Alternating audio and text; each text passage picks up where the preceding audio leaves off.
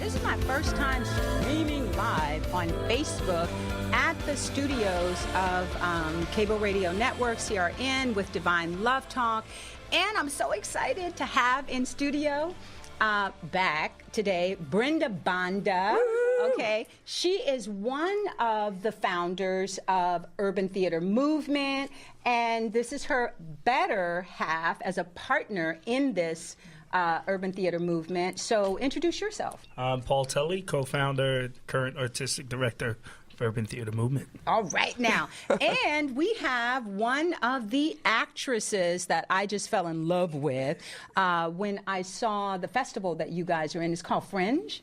Yes. So, Miss G, would you give them your name? Hi, I'm Gisela Stringer. I'm an actress, writer, and company manager of Urban Theater Movement. Ooh, company manager. Okay. Mm-hmm. All right. So, I thought it was really important because I am a lover and supporter of live theater. And coming from a background where I have 15 years of experience in as a manager in Hollywood with kids and young adults, and I know how important having a background in theater is to be what's considered a serious actor or actress, right? Right. And I also am aware that really famous, very, very powerful actors and actresses, they will, in their time off, when they're not doing a big movie, they will do theater for free. Right. Okay, so today I wanted to talk about why theater is so important and art as a means of moving out of oppression, and why theater can do that. So can I start with you? Say your name one more time for everybody. Paul Tully. Paul. Okay. Because you were saying something really important about theater when we first opened up. Okay. So real quick, I was playing around with my phone. So the question is the importance of theater, or what was the question exactly? Well, why you think that people should support theater?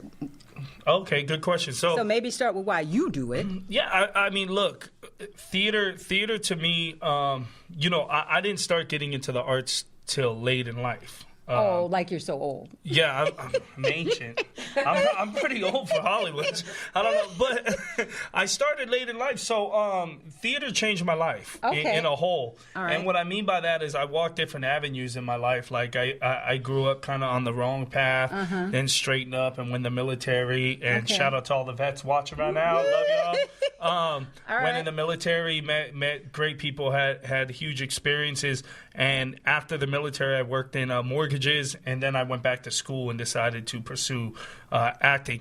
Here's what I'm saying. Like, my whole life has been a stage. That's true. Right? That's what Shakespeare said. So all of our lives have been a stage. Yeah. Every phase we walk through in life is a performance. We're that's actors. True. That's so true. That's why theater is important for everybody. Right. Because most people out there that I talk to or that I bring in to see my shows never experience theater. That's true. So it's you had mentioned, it's kind of like a dying art form. It's the original, the number one art form, and it's a dying art form because Hollywood has, spoiled us with big budget films and actions. But theater is a live experience. It's like, it's that first date, whenever you go on a first date and you got those butterflies in your stomach, and that's theater. We're sharing intimacy together. Yes. And that's what's beautiful about intimate theater with 50 seats, because there's 50 people plus the actor, stage manager, director that is sharing one experience that can never be replicated. Ever. So that's what's important. So if you like to be in the moment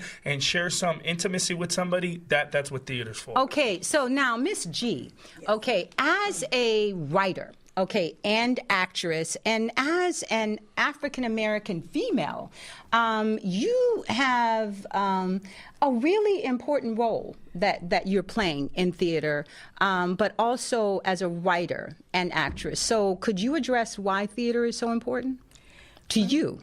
For me, theater is so important because we have stories that need to be told, and we have a responsibility to our communities to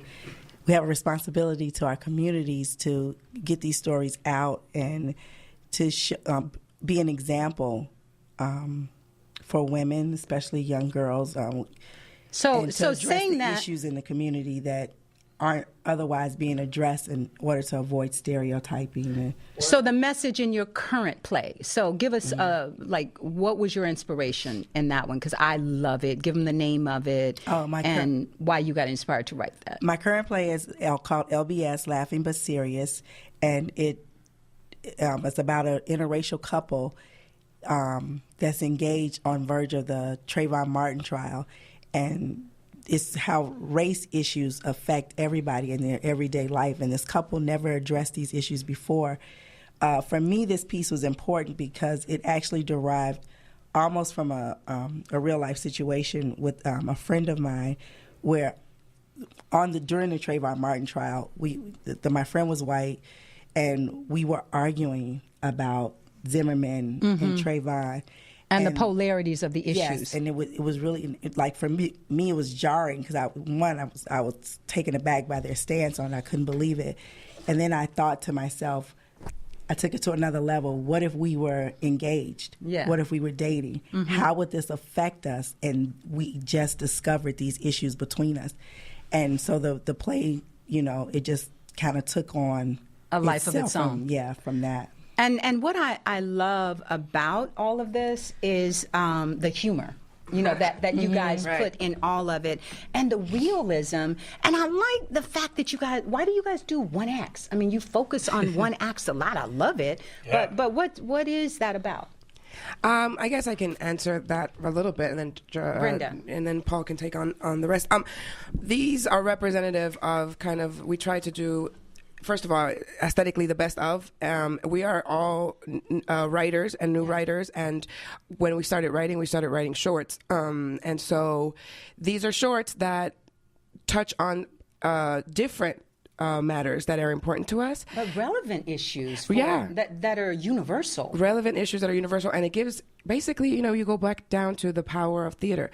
It's giving each of us a voice. Yeah. You have 2 women of color writers here, and there are 2 women directors in this festival. Yeah. And so it gives us a voice to speak on what normally I would not have the platform for, G would not have the platform for, right? Yeah.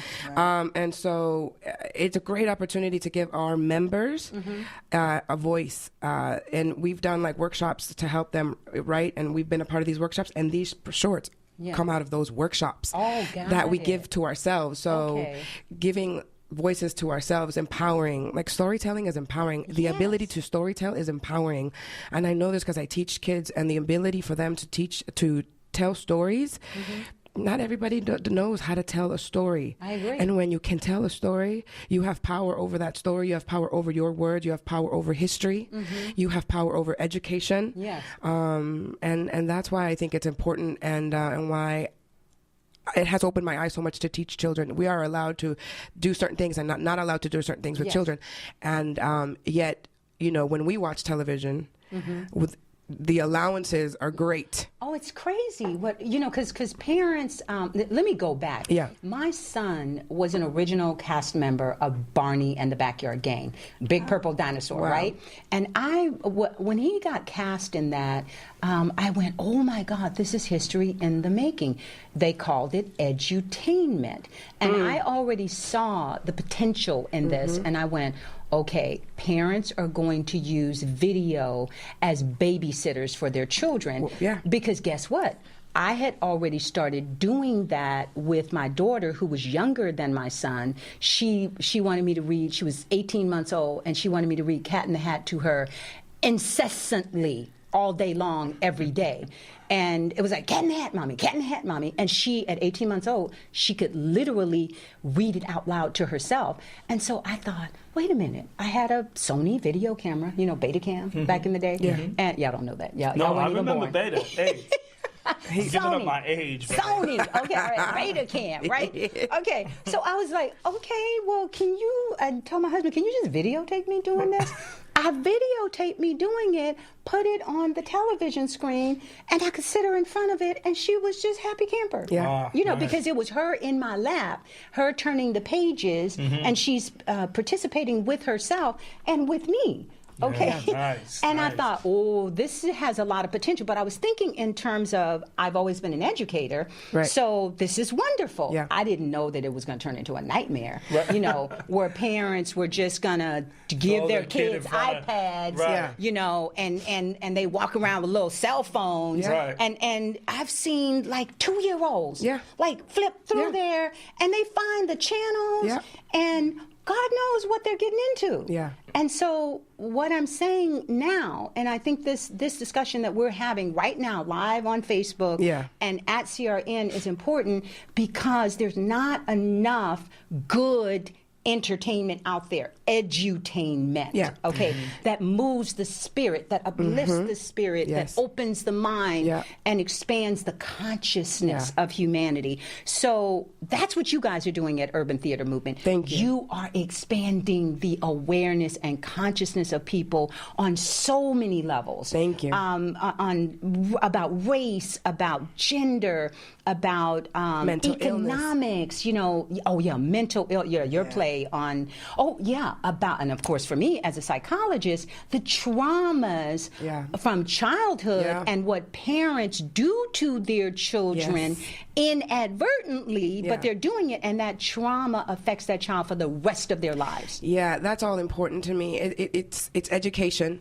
and whether you like it or not, everything is educating you. Is. You sit that those commercials are educating you to go get yourself some Sprite. Exactly. They're educating you to go get yourself a burger. Yes. They're educating you to go buy those shoes. Exactly. Those are the shortest storytelling mechanisms. If you guys remember Mad Men.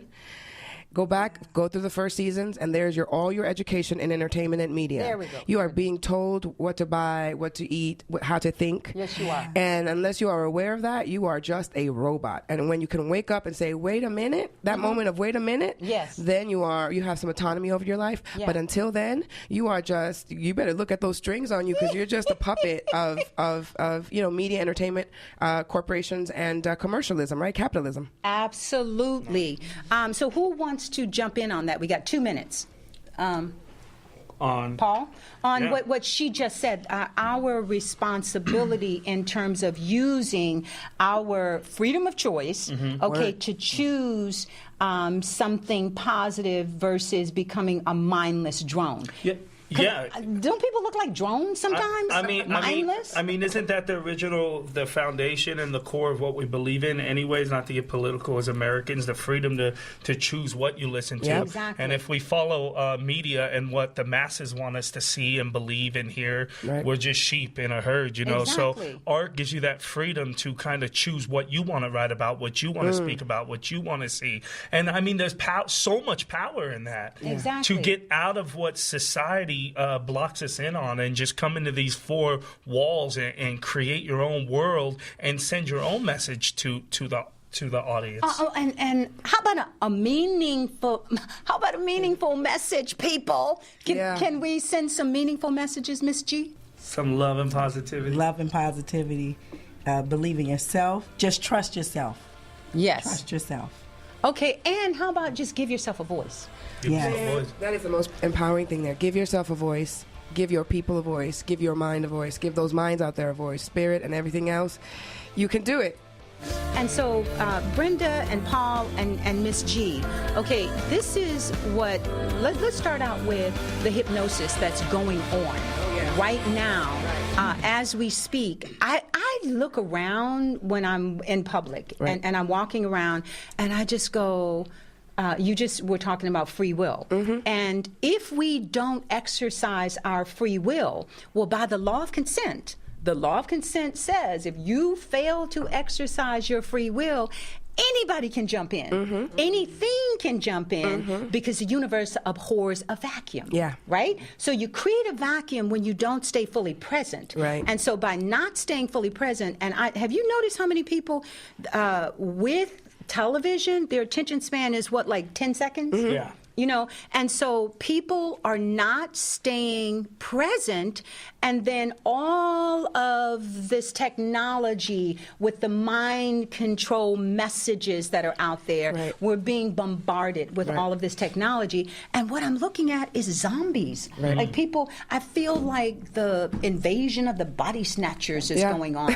And sometimes I'm talking to people, and they just, you notice how they look at you, and all of a sudden they're not there anymore. And you go, hello. They zoned out. Yeah, where'd you go? Well, I would like to say this. I would like, whether you believe it or not, whether you think there's somebody's in control or not, whether you believe in evil or not, I'll tell you this much. It exists. The food that we eat, the entertainment, the clothing that we wear, everything that you think is. Ask yourself, is this of my choice? Your religion, is this of my choice, right? The education that you chose for yourself, the career that you chose for yourself. If you start asking yourself, did I really do this, or was this sold to me?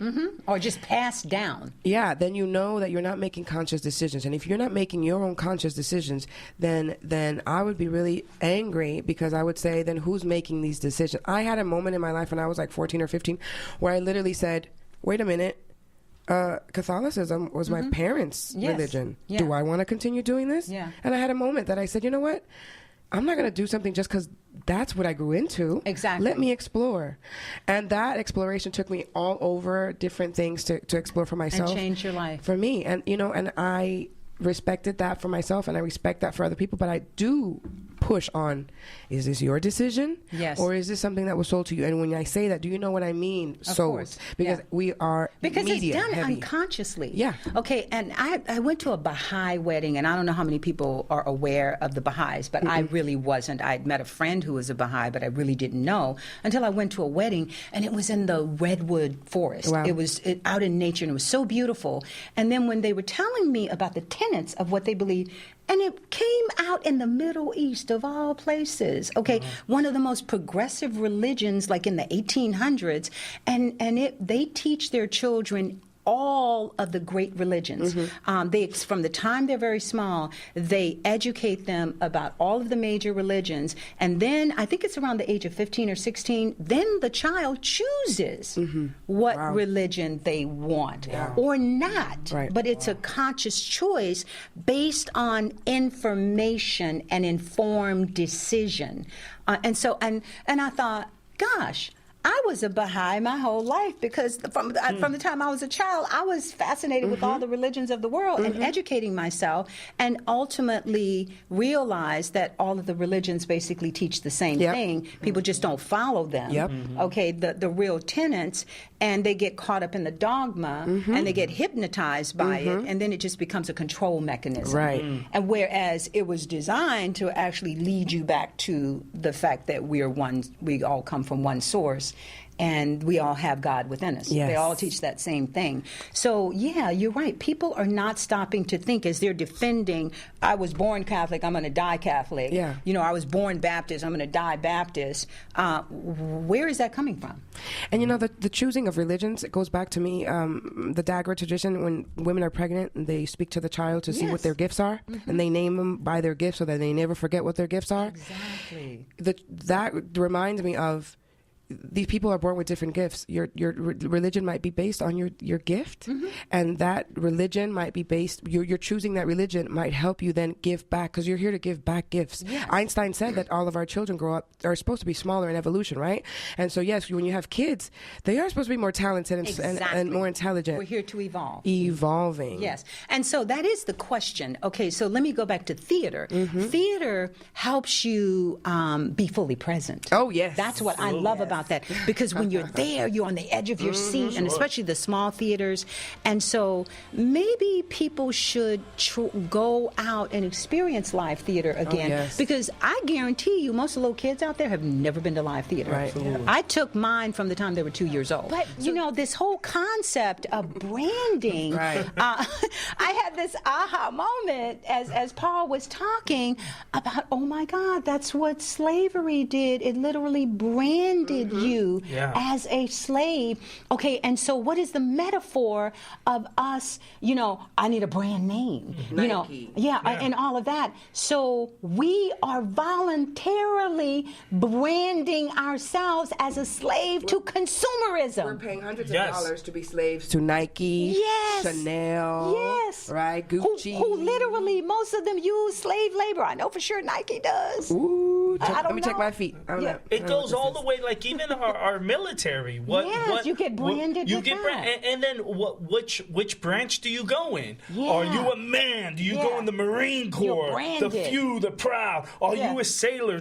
Be adventurous, see the world. I mean, everything's a brand. Like, oh, well, I'll go with that. And then we get stigmatized by where we're at. Oh, you know, so everything is constantly putting us in somebody else's category, somebody else's brand. Plan. Yeah. So and so it's like you've got these mind-controlled robots that are slaves to materialism and brands, and they're saying, oh, my brand of shoe is better than your brand of shoe. Look at me because I'm better because I'm branded. Yeah.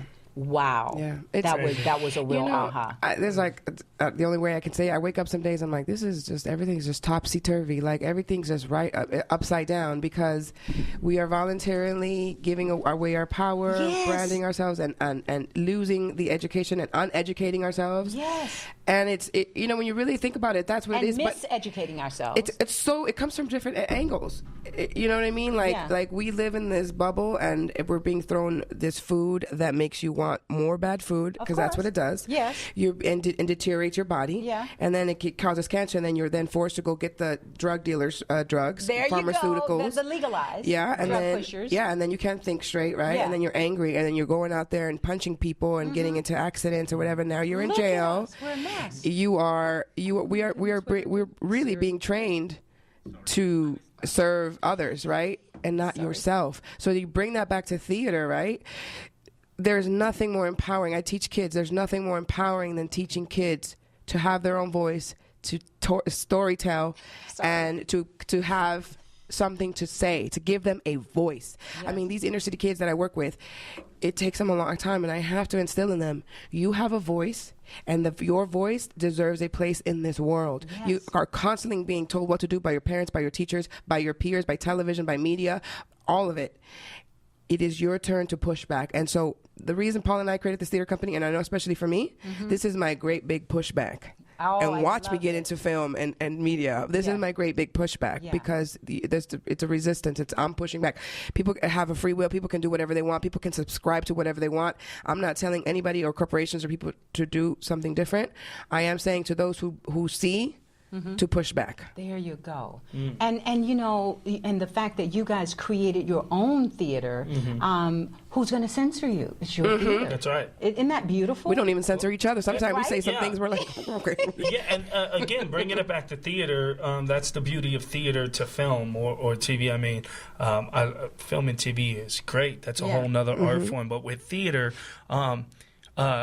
I'm not going to say there's no politics, but there's a lot less politics. Look, to get on that TV show, there's so many politics that play for you're us on to get TV. that platform. You do TV and film. Sure. And to get like to you know, a place of stardom where you really have room to set examples.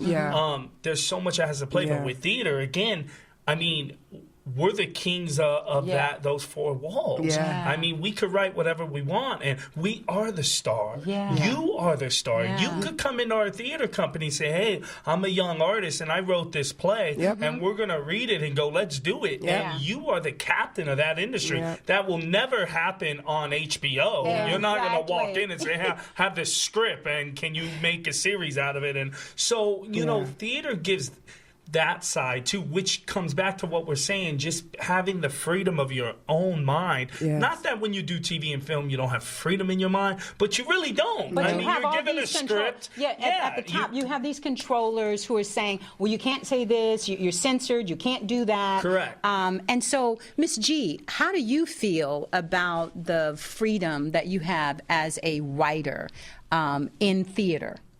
Oh, I love it because it affords me the ability to tell the stories that I want to tell, how I want to tell them, and who I want to tell them to. Yeah. So I target, my own audiences. I do a lot of relationship stuff. And I always try to write. Everything is a relationship. Yeah. Okay.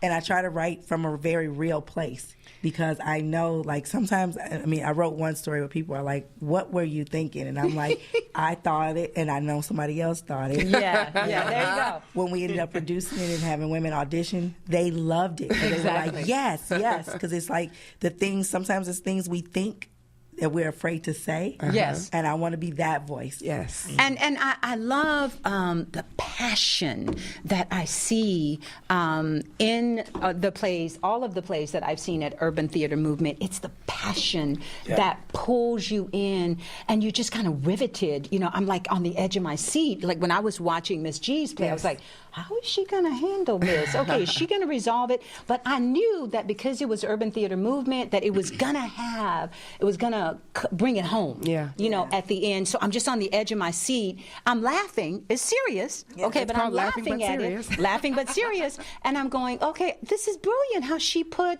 the humor in something that's very divisive, something that's very controversial, especially when you're talking about race in America. And a conversation between a black female and a white male about something as controversial as that Trayvon Martin trial was. Yes. I thought it was brilliant. And so that's why I'm saying people really need to come out and see the stuff that you guys are doing. That play that you did, Brenda. Thank you. With just depicting in such a surreal way what the damage that parents do to their children for life, and they don't even know that they're doing it. Right. Yeah, I meant, and my whole thing with that play was I didn't focus so much on the storytelling. I wanted people to know who I wanted the people who have suffered from mental illness via trauma to see the play and go, oh, somebody understands. I really wanted them to feel like, without saying anything to me or to anybody, to just sit there and go, I'm not alone. And then I wanted the people who don't understand to understand, because as you know, you sit through that play, and I did it on purpose. The energy of that play takes you to a place that's very dark, very but at the same scary, time, really real though, and very real. And then you maybe understand what goes on in people's minds. And I know I went through that at some point. I did not know what was up, what was down, what was my feeling, what was his feeling. Yeah, and that's important to tell people. Yo, I was like you.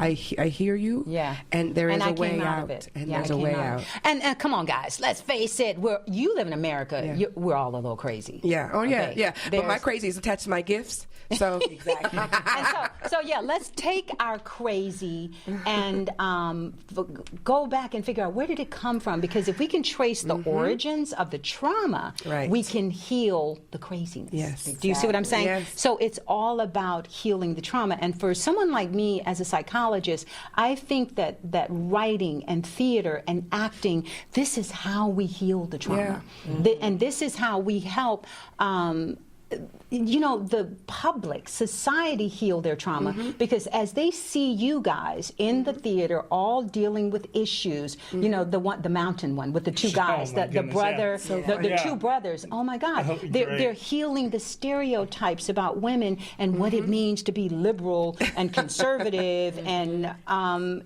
is there somewhere in the middle? And their brother is dealing with this. And their brothers, right? It's so brilliant. And the acting, the caliber of the acting, and such a small little theater. Yeah. That's what's so impressive, is that you're riveted. There's not one bad actor or actress. Those are all members too. Not one. Okay. And there's not one act that is not powerful. Thank you. And dealing with, even like the crackheads at the end. That's his place. The crackheads. I was just like, whoa, I know these people. Sure.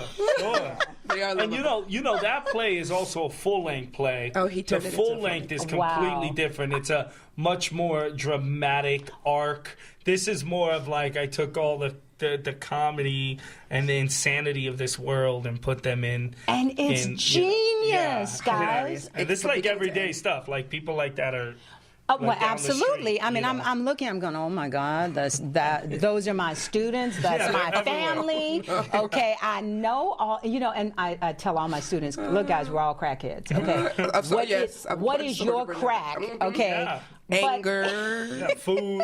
yeah, anger, exactly. emotion, But sadness. the funny part is how, you know, when you have friends and family members that are crackheads, it's like the logic that goes on there. It's Yeah. distorted. The illogic. Reality is Yes. distorted. Yeah, it's like, but bro, this was real. Yeah. You know, this is what was They happening. came up with such a great idea. And it makes so much sense to them. Right. Yeah, at the Okay. moment. Yeah. So to get into their heads, it's a relief. It's like comic relief. So guys, how do we?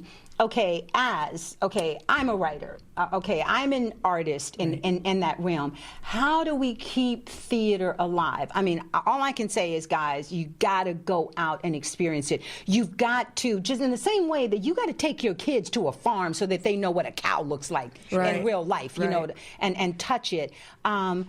But you got to take your kids to theater. Right. They've got to experience it. Yeah. You got to get outside. You got to get outside. Yeah, and you know what? I mean, that's the golden question, right? For all platforms of art, whether it's rock and roll, hip hop, whatever music form, it's all had a point where it was dying. Yes. And then they say, how do we revive hip hop? Yeah. It's gone now, but you know what?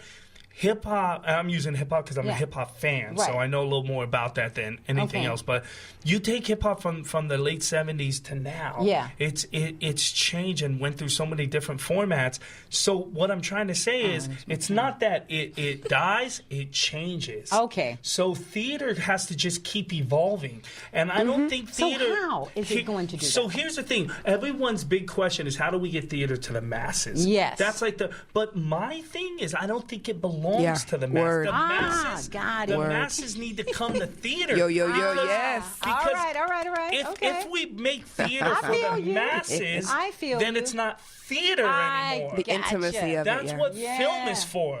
Yes. So here's one thing we could Hey. do. Here's one thing for the filmmakers out there and the Okay. independent, the young people coming out of school and they have a gift to like put stories together. Come to theater. There you Come go. to our Meet theater. with writers Yeah. and maybe make our stories. So we're still doing what we love, and then I mean, that's been done. I mean, look how many Over great and movies. over. Streetcar Named Desire, and so Yeah. many Turned into film. plays or films. Doubt. Thank you know what I you. mean? So that's Thank one you. way, and it's already Okay. happening. So take people and make films out of it. That's great for them. But what I don't want to lose, because I do film as well, Yeah. is what I do on stage is for the people there with me. Yes. I don't care to change. You don't want to that. lose that. It's No. an intimate ritual, is Yeah. what it is. It's sacred ground. You know, Yeah. the history of theater, where it comes from, Yeah. back in the day, around the Yeah. circle of fire and the shamans, and everybody Yeah. was telling the It was stories of the stories. traveling, Storytelling. but it was sacred ground. You Yes. listened, Yeah. and it was something that was sacred. And the theater, the stage is sacred, and you go Yeah. there, and my play specifically is a ritual. It's a giving back. It is my story that I suffered, that I'm giving back to somebody, Yes. passing the baton. Yeah. And you know, earlier Paul said, you know, we're kings and whatnot and queens, and really, no. We're demigods, because you're creating worlds that are living, breathing, with real people in them. Yeah. You don't sit there and not feel. You feel because it's real. Totally do. Yeah. Yeah, you can't Yeah, stop it's laughing. true. You can't stop crying. I mean, there are moments in the play, like in your play, where you just cry. Yeah. And there's a catharsis, and then there are moments where you just laugh. Yeah. And like with your play, Miss G, I mean, it's funny, but it's serious. Yeah, and I think it's important for the audio or the public to know that that everybody goes home after work and gossips about their day. Yes. This is what people do. I used to watch my grandma and my aunt sit around and drink coffee. That was like their ritual. Yes. After work, I'd be doing my homework. They'd be gossiping Of about course. work. That's acting. That sounds lovely. It That's is. theater. They're performing. They're performing. And they're mimicking. And they over-exaggerate. Yeah. We all do that. Like, oh, you should have seen what my boss did. Yeah, and look that at what son he of a said. gun, right? And it's like you're adding emotion. We're all actors. Yeah. So why not come share theater with yourself instead of looking at actors as, oh, this is somebody who wants to be famous? And Yeah. no, we're just people like you that Telling want to your live through story. experiences of Yeah. characters. Theater So is enjoy from people for the people. Wait, theater, say that again? We're not selling anything, right? So this isn't television. Say it one more time. Theater is what? Because it's theaters is from the people for the people. So if you're part of that people, you Okay. come to theater. Because think about it: what's on TV, what's in film. Oh, that's multi-millionaire stuff, baby. Yeah. And do they have your best interest? That's a question for you. Yeah, you really need to answer that question. So, Miss G, what do you have to add to why we need to keep this message out there and keep theater alive? For me, it's, I think everybody's pretty much covered it, but as we were sitting here, and I'm thinking, like, for me, especially with family, my earliest memories are of my parents taking me to the theater with my grandmother. Okay. And I remember we saw a play called The Amen Corner. Okay. And I was a kid, but it was, even then, it was moments that touched me, and seeing how it affected my parents, seeing how it affected my grandmother. And I think we need to bring that kind of family and thing back so we can teach our kids about the arts. Yeah. And know that you don't have to necessarily censor them, because it's real life, real situations, and things that, they'll take on with them forever. Okay. Well, we're wrapping this up, guys. And so what I would like to say is, parents, I think if you can start bringing your kids to theater and having them see how much fun it is and how amazing it is, I think we can cut down on some of the ADD, because when they're right there in the theater, they become a part of that fun. And it's like you guys as artists, we're family, right? We have the same mission. What I'm doing here at CRN is art. I've always believed in art as a means of overcoming oppression, and education as a means of overcoming oppression. And I believe that is our salvation. If you look back historically, from Greek tragedies all the way, and go back even, actually the Greek tragedies came before the Passion plays. If you go back to the spreading of Christianity, when the masses couldn't even read at all, and only the scribes in the churches could read, that was how people were educated about the Bible, was through the Passion plays.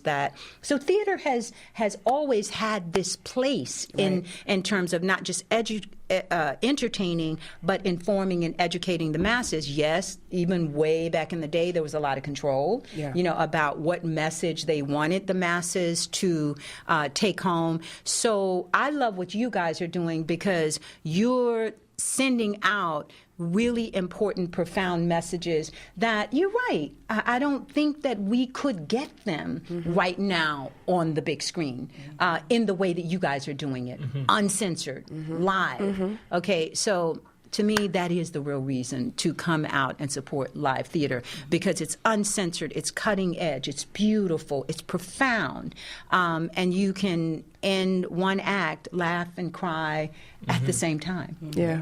So come out and just, join some of these groups. Urban Theater Movement is top of the line, but any theater group in your, because this is a national show. Okay, whatever city you're in, whatever country you're in. I mean, it's international.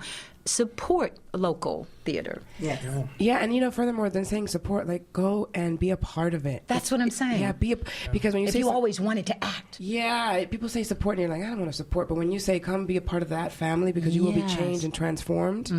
If you're feeling like there's not enough going on in your life, go to theater and see what theater says to you. It'll mirror back to you what you're going through and give you sometimes some solutions. Exactly. And if you want to, I'll say to parents, okay, if you want to do something constructive, like you're teaching theater to children, why don't you get your kids into live theater in terms of building up their confidence and getting them to want to write? And maybe, do you teach like little writing workshops for children? I teach after school and I teach in school, and then I'm starting to do my own thing where I want to kind of do nannying, but with theater. Wow. So I teach kids individually at homes. Anybody's interested, they can contact me at BrendaBrenda.com. Visionary. Yeah, so that they learn how to use their voice, so that they learn how to use their body, and they can do little shows for their families, because it is, I've seen the transformation. It is ridiculous, and how they use their imagination so that they understand that is powerful.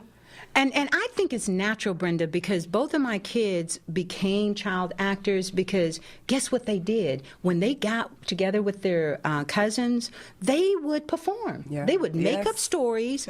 I would bring them home from a movie, and then they would become different characters in the movie because both of them have like these photographic memories, and they would character play, they would dance, they would put on music. That's how they played. Yeah. And so children naturally love this. And I'm not saying that your kid has to become an actor or actress in Hollywood, but I'm saying, why would you not want them to engage in constructive play? Yeah, you it's know, creative. writing their own plays, performing their own plays. So go to BrendaBonda.com and talk to her about how you can get your kids into a summer program that's worthwhile. Yes, I will lead you the right way. And that will give them confidence. That's what we're talking about, self-esteem and self-worth. Thank you, Miss G, for joining us. Thank you, Paul. Thank you, Brenda. Thank you. Wow. You know, you guys are doing a great service to the planet. Thank you. I always want to support people that are making a positive difference. And that's what I seek to do here at CRN, at Divine Love Talk, make a positive difference with the upward movement of the planet.